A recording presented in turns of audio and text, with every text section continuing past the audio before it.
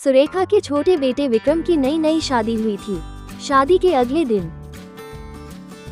कुसुम बेटा, आज तुम्हारी पहली रसोई है, जाकर किचन में कुछ अच्छा सा अपने हाथों से बनाओ। जी माँ जी, अभी बनाती हूँ। कुसुम ये कहकर किचन की तरफ बढ़ जाती है। किचन में जाकर, अब मैं क्या करूँ, मुझे तो कुछ बनाने ही नहीं आता। अब मैं माँ जी को कैसे बताऊँ? कुसुम को इतना परेशान देखकर उसकी जेठानी तमन्ना उसके पास आती है। क्या हुआ, तुम इतनी टेंशन में क्यों लग रही हो? सब ठीक तो है? कुछ ठीक नहीं है दीदी, मुझे खाना बनाना नहीं आता। कोई बात नहीं, मैं बना लेती हूँ। फिर तमन्ना खाना बनाने लगती है और किनारे खड़ी होकर सिर्फ कुसुम देखती है। थोड़ी देर बाद खाना बनकर तैयार हो जाता है। कुसुम, खाना टेबल पर लगा दो। जी दीदी, अभी लगा देती हूँ। कुसुम टेबल पर खाना लगा देती है और सब खाना खाना चालू कर देते हैं।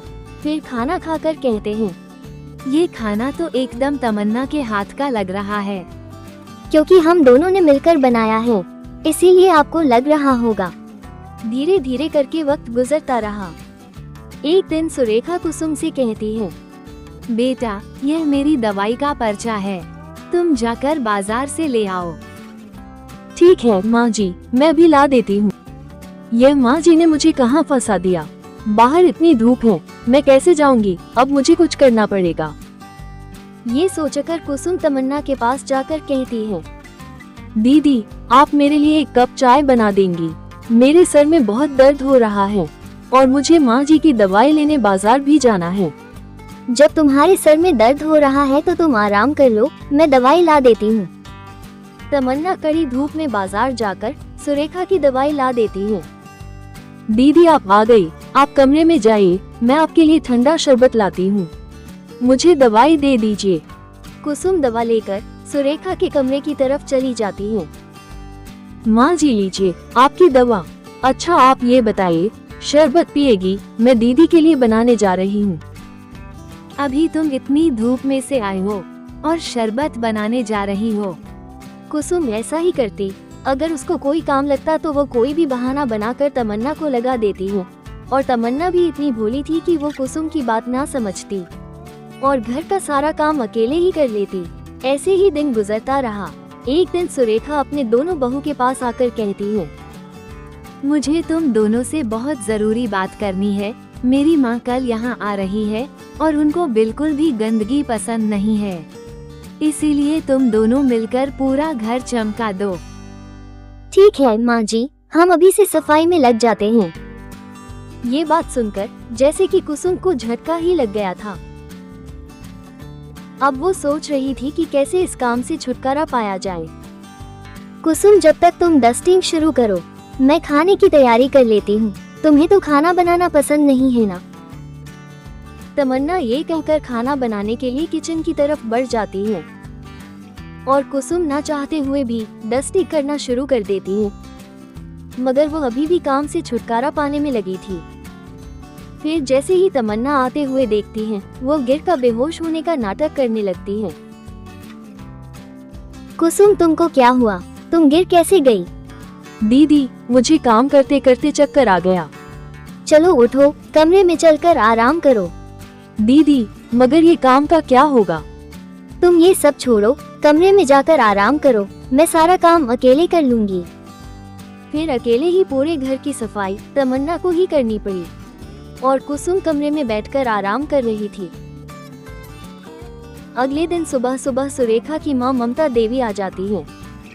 माँ, आपको आने में कोई तकलीफ तो नहीं हुई?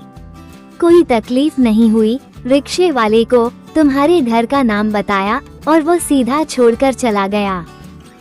चलो, अच्छा हुआ कि आपको आने में कोई तकलीफ नहीं हुई। ये तुम्हारी छोटी बहू नहीं दिख रही है, घर पर नहीं है क्या? नानी, वो आराम कर रही है, उसकी तबीयत ठीक नहीं है, इसलिए मैंने कहा कि वो कमरे में ही रहे। अरे वाह, मैं कितनी आसानी से सारे काम से बच गई। अब मैं सिर्फ महारानी की तरह आराम करूंगी।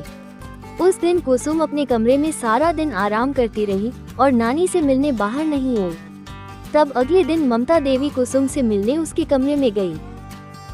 तुम्हारी तबीयत कितनी खराब है, तुम कुछ देर के लिए भी कमरे से बाहर नहीं आए। नहीं नानी, मेरे सर में बहुत दर्द हो रहा था तो दीदी ने कहा कमरे में आराम कर लो। हाँ तो अब कितना आराम करोगी? कमरे से बाहर आओगी तो तुम्हारी तबीयत खुद ठीक हो जाएगी। ममता देवी के कहने पर कुसुम कमरे से बाहर आ जाती है। चलो अच्छा किया कि कमरे से बाहर आए, ऐसे बंद कमरे में रहोगी तो तबीयत और खराब हो जाएगी। कुसुम, तुम अपने हाथों से आज खाना बनाना, ठीक है? मगर नानी, मेरी तबीयत ठीक नहीं है, मैं कैसे बनाऊंगी? कुसुम, मना क्यों कर रही हो? माँ तुम्हारे हाथ का खाना खाना चाहती हैं और तुम्हारी तबीयत भी ठीक लग रही है। सुरेखा की बात सुनकर कुसुम किचन में चली जाती है, मगर यह काम भी बहाने से तमन्ना को लगा देती है और वो खाना बनाने लगती है। तभी वहाँ ममता देवी आ जाती है और देखती है कि कुसुम किनारे खड़ी है और तमन्ना खाना बना रही है, मगर वो कुछ नहीं कहती है और वहाँ से चली जाती है। थोड़ी देर बाद ममता देवी तमन्ना के पास जाती है। तमन्ना, मैंने आज कुसुम से खाना बनाने के लिए कहा था तो तुम क्यों बना रही थी? कुसुम के पेट में दर्द हो रहा था, इसीलिए मैंने बना दिया। उसके पेट में कोई दर्द नहीं हो रहा था, सिर्फ खाना न बनाने के लिए बहाना कर रही थी। नहीं नानी, वो ऐसी बिल्कुल भी नहीं है, उसका दिल बहुत साफ है। मुझे पता है उसका दिल साफ है, मगर वो काम करना नहीं चाहती, इसीलिए तुम उसका कोई काम नहीं करोगी। अब वो अपना सारा काम खुद करेगी, जिससे उसकी काम करने की आदत होगी। अब तमन्ना ऐसा ही करती, अगर कुसुम उसको काम लगाती तो वो उसी की तरह कोई बहाना बना देती, जिसे अब सारा काम कुसुम को ही करना पड़ता। अब धीरे धीरे करके कुसुम को काम करने की आदत हो जाती है और वो किसी काम से अब नहीं भागती।